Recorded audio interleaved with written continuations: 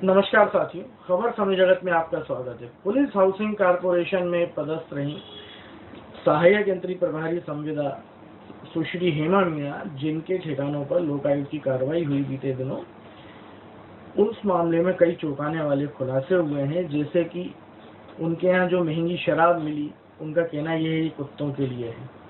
सुन के ही बड़ा आश्चर्यजनक लगता है, कुत्ते शराब पीते हैं। कई तरह की महंगे सामान संपत्तियां मिली हैं, जिनके बारे में सुश्री हेमा मीणा का कहना यह है कि यह सब मेरा नहीं है, मेरे साहब का है।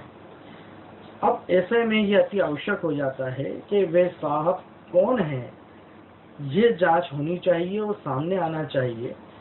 जो एक प्रभारी सहायक यंत्री 7 करोड़ जिनकी संपत्ति मिली है, आय से अधिक 230-35% अधिक, जो करोड़ों का चूना शासन को लगा सकती हैं, तो उनके साहब कितने का चूना शासन को लगा चुके होंगे। तो ऐसे ही कुछ साहबों के बारे में जब हमने पड़ताल की, दैनिक समय जगत ने इसके बारे में जब पड़ताल की, तो कुछ साहबों के नाम सामने आए हैं। वो मैं आज आपसे साझा करता हूं और संक्षेप में। विस्तृत खबर जानने के लिए, विस्तृत रूप से जानकारी के लिए आप आज का दैनिक समय जगत का अंक पढ़ सकते हैं। तो पहले हम बात करते हैं हेमा मीणा के साहबों की इस श्रृंखला के बारे में। जनार्दन सिंह, प्रभारी परियोजना यंत्री, जिनके बारे में सुनने में आया है कि इनके भी आय से अधिक संपत्ति मामले में लोकायुक्त ने जांच प्रारंभ कर दी है। यह सूत्रों के हवाले से खबर मिली है। जो कि मूल पद पर सहायक यंत्री लोक निर्माण विभाग हैं, अनेकों बार मूल विभाग में वापसी, लेकिन जोड़ तोड़ जुगाड़ करके कारपोरेशन में ही जमे हुए हैं। दूसरे हैं JN पांडे, परियोजना यंत्री, जिनके कारनामे के बारे में भी हम जिक्र करेंगे। फायर रेंज जबलपुर, जिसकी लागत 40 लाख, भुगतान 20 लाख के घटिया निर्माण की जांच होने पर फायर रेंज को ही ध्वस्त कर दिया गया। बताइए, जिसके जांच अधिकारी पस्तौर, जांच में क्या किया यह किसी को पता नहीं। बदले में पस्तौर के कारनामों पर पांडे भी मौन हैं। इसके बारे में भी हम आगे बात करेंगे। दोनों एक दूसरे के एहसानों को निभा रहे हैं और कारपोरेशन, पुलिस हाउसिंग कारपोरेशन को चूना लगा रहे हैं। JP पस्तौर, मुख्य परियोजना यंत्री। हेमा मीणा की तरह इनकी भी वर्तमान पद स्थिति संदिग्ध है और लगभग फर्जी है, क्योंकि सागर के DI कार्यालय के घटिया छत निर्माण पर तत्कालीन अध्यक्ष द्वारा स्थापित जांच की नस्ती को गायब करवाकर पाई गई पदोन्नति विधि विरुद्ध है। इसके आधार पर मुख्य परियोजना यंत्री का प्रभार भी विधि विरुद्ध है। इनकी तकनीकी अज्ञानता, लापरवाही से कारपोरेशन को लगा है अरबों का चूना। इसके बारे में एक विस्तृत और प्रमाणिक खबरों की श्रृंखला समय जगत विगत 2 वर्षों से चला चुका है, शासन और जिम्मेदारों को अवगत करा चुका है। यदि समय जगत की उन खबरों पर संज्ञान लिया होता तो आज ये परिणाम सामने नहीं आए होते और शासन को अरबों का चूना कभी लगा नहीं होता। बहरहाल, पस्तौर के बारे में हम बात कर रहे थे। इनके कारनामों की अनंत श्रृंखला है।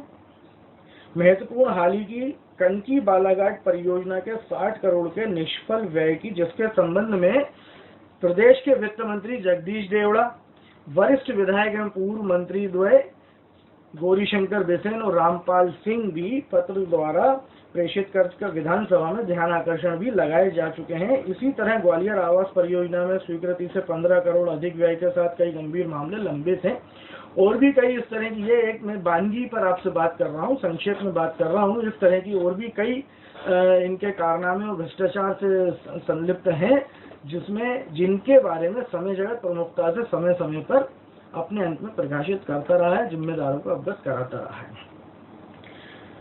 पुलिस हाउसिंग कारपोरेशन के कार्यालय तथा पुलिस प्रशिक्षण केंद्र भौरी का सामान हेमा मीणा के फार्म हाउस पर रखने वाले साहब हैं कौन? कारपोरेशन क्यों है मौन? यह अति आवश्यक है जानना सभी का। जिसकी भी जांच होना अति आवश्यक है, क्योंकि साहब कौन है और यदि एक सहायक यंत्री जो करोड़ों का चूना लगा सकती हैं, तो जो उनके साहब हैं, जितना बड़ा पद उतना बड़ा चूना, अरबों का चूना न लगाया हो शासन को, ये भी जांच होनी चाहिए। लोकायुक्त को इसकी जांच भी करनी चाहिए और वे साहब कौन है या साहबों का एक समूह है, ये भी सामने आना अति आवश्यक है। क्योंकि हाल ही में कर्नाटक में जो विधानसभा चुनाव हुए उसमें जो भारतीय जनता पार्टी की हार हुई या सरकार बनाने में दोबारा वो कामयाब नहीं हो पाए, उसका एक मुख्य कारण भ्रष्टाचार भी बताया जा रहा है।